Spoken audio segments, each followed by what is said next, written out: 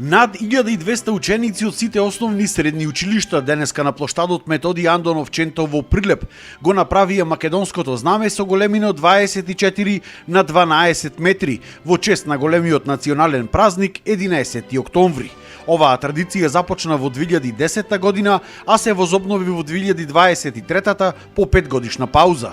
Ова е единствен ваков настан во Македонија, со кој што достојно се одбележува како празникот 11 октомври, така се дава и почит на нашиот национален символ знамето. Секоја година одбираме ученици генерацијски од 9 и 8 одделенија, средните училишта прва и втора години. Така идат да учествуваат некои по 2 пати, по 3 пати, меѓутоа сите ученици да имаат можност да учествуваат во правењето на знамето. Со оваа активност започнува одбележувањето на утрешниот празник во Прилеп, а за вечер е подготвен импровизиран напад на градот, огновет и богата културно-уметничка програма. Прилеп годинава освен што одбележува 80 години од победата над фашизмот, тој прославува и 50 години откако го добива орденот за град народен херој на 7 мај 1975 од страна на маршалот Јосип Броз Тито.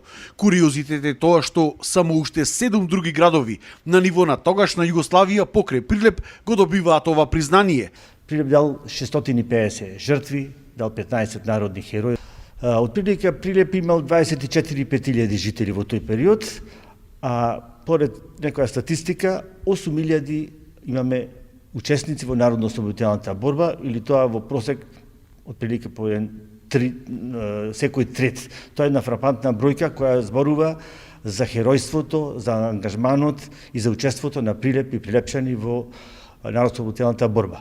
Ако земеме во предвид дека од тие 8.000, 2.700 се со пушка во рака. 11 октомври имено е кулминација за создавањето на македонската држава како институционална држава по принципите на Француската револуција, односно се остварила вековната борба и идеалите на нашите револуционери како што се Гоце Делчев, Дамјан Груев, Пито Гули, Јане Сандански и така натака и така натака.